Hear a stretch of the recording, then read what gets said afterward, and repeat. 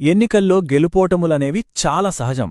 కాని కొన్నిసార్లు ఒక తీర్పు కేవలం అంకెలను దాటి చాలా పెద్ద కథ చెబుతుంది. అదొక హెచ్చరిక, ఒక పాఠం. గూడూరులో సరిగ్గా అదే జరిగింది. ఈ తీర్పుని కేవలం ఒక పార్టీ ఓటమిగా చూడకూడదు. ప్రజల ఆశలకి, జరుగుతున్న పాలనకి మధ్య గ్యాప్ ఎంత పెరిగిపోయిందో చెప్పే ఒక నిదర్శనంగా చూడాలి. ఈ విశ్లేషణలో అసలు ఆ గ్యాప్ ఎందుకొచ్చింది, దాని లోతులేంటి అన్నది చూద్దాం. ఈ మొత్తం కథను మనం సరిగ్గా అర్థం చేసుకోవాలంటే ముందుగా గూడూరులో అదుగుపెట్టాలి. అక్కడి గ్రౌండ్ రియాలిటీ ఏంటో చూడాలి. ఆ తరువాత నంబర్స్ ఏం చెబుతున్నాయో విందాం. ఈ మార్పుకి దారితీసిన అసలు కారణాలేంటి, కోల్పోయిన నమ్మకాన్ని మళ్లీ ఎలా సంపాదించుకోవచ్చు, దీనికొక స్పష్టమైన దారి ఉందా, వీటన్నింటినీ స్టెప్ బై స్టెప్ చూద్దాం. రండి మొదలుపెడదాం.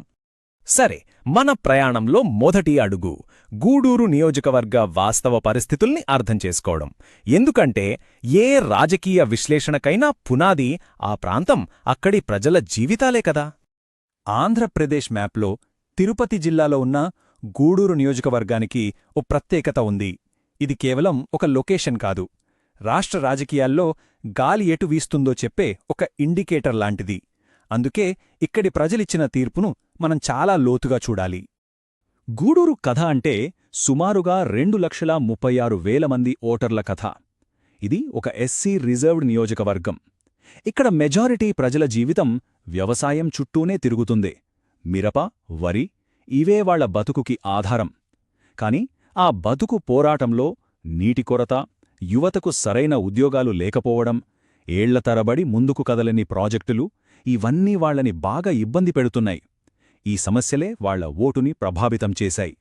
ఇక ఇప్పుడు అసలు కథలోకి వద్దాం. అంకెలు. 5 ఏళ్ల టైంలో ఒక ల్యాండ్స్లైడ్ విక్టరీ ఘోరమైన ఓటమిగా ఎలా మారిపోయిందో ఈ నంబర్స్ మనకు కళ్లకు కట్టినట్టు చూపిస్తాయి. 2019 ఫలితాలు చూడండి. వైఎస్ఆర్సీపీకి దాదాపు 60% ఓట్లు పడ్డాయి, టీడీపీకి కేవలం 35%. అంటే తేడా ఏకంగా 25%. ఇది మామూలు గెలుపు కాదు, ప్రజలు పూర్తి నమ్మకంతో ఇచ్చిన ఒక అఖండమైన తీర్పు. కట్ చేస్తే 5 ఏళ్ల తర్వాత 2024లో సీన్ మొత్తం రివర్స్. ఇప్పుడు టీడీపీకి 52.8% ఓట్లు, వైఎస్ఆర్సీపీ 41.9%కి పడిపోయింది. ఆ 25% లీడు పోయి ఇప్పుడు టీడీపీకి దాదాపు 11% లీడొచ్చింది. ఈ మార్పు నిజంగా చాలా నాటకీయమైనది. ఒక్కసారి ఈ నంబర్ చూడండి, -17.7%. ఇది కేవలం ఓట్ల తగ్గుదల కాదు, ఇది రాజకీయ పునాదుల్ని కదిలించిన ఒక పెద్ద మార్పు. 5 ఏళ్లలో ఇంత పెద్ద ఓట్ షేర్ ఎలా కరిగిపోయింది? ఈ ప్రశ్నే మన విశ్లేషణకు గుండెలాంటిది. అదే సమయంలో టీడీపీ ఓట్ షేర్ దాదాపు 18% పెరిగింది. అంటే వైఎస్ఆర్సీపీ కోల్పోయిన ఓట్లు దాదాపుగా అటువైపు వెళ్లాయి. ఈ రెండు నెంబర్లు పక్కపక్కన పెట్టి చూస్తే గూడూరులో ఏం జరిగిందో మనకు పూర్తి క్లారిటీ వస్తుంది. సరే, ఈ మార్పు ఎందుకు జరిగింది? ఇప్పుడు ఈ తీర్పు వెనుకున్న అసలు కారణాలను విడదీసి చూద్దాం. గుర్తుంచుకోండి, ఇది ఒక వ్యక్తి వైఫల్యం కాదు, దీని వెనుక కొన్ని సిస్టమిక్ కారణాలున్నాయి.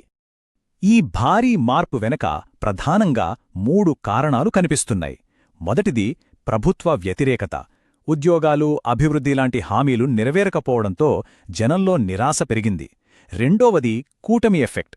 టీడీపీ, జనసేన, బీజేపీ కూటమి ఈ అసంతృప్తిని కరెక్ట్గా వాడుకుని ఓట్లను తమ వైపు తిప్పుకుంది. ఇక మూడోది చాలా ముఖ్యమైనది, పార్టీలోని అంతర్గత సమస్యలు. ఎలక్షన్ టైంలో అభ్యర్థిని మార్చడం స్వంత పార్టీ కేడర్నే గందరగోళంలో పడేసి ప్రచారాన్ని బాగా దెబ్బతీసింది. బయట కారణాలు ఎలా ఉన్నా చాలాసార్లు ఓటమికి అసలు కారణాలు పార్టీ లోపలే ఉంటాయి.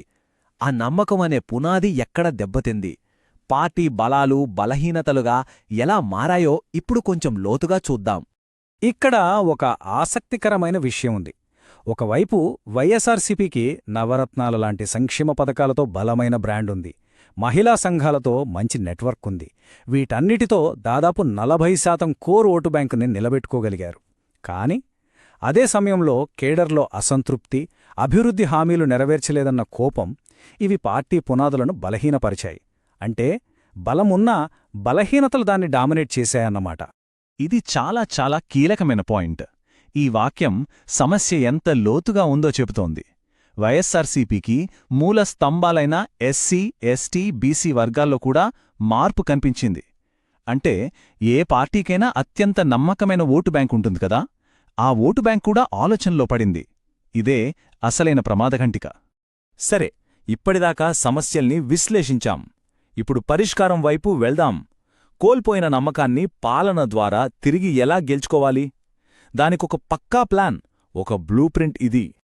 పార్టీని మళ్లీ బలోపేతం చేయడానికి ఈ 4 సూత్రాలు చాలా అవసరం. 1.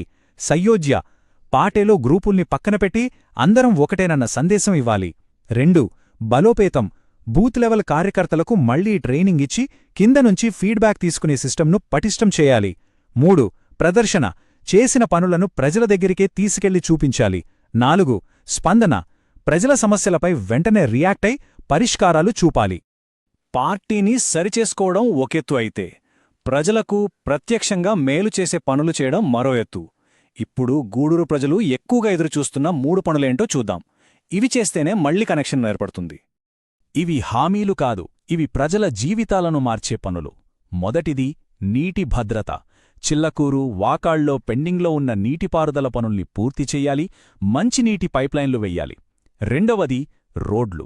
గ్రామాల్లో రోడ్లు, గూడూరు టౌన్లో వీధులు బాగుచెయ్యాలి. మూడవది చదువు, ఉపాధి. స్కూళ్లను బాగుచేసి యువతకు స్కిల్ డెవలప్మెంట్ సెంటర్లు పెట్టాలి.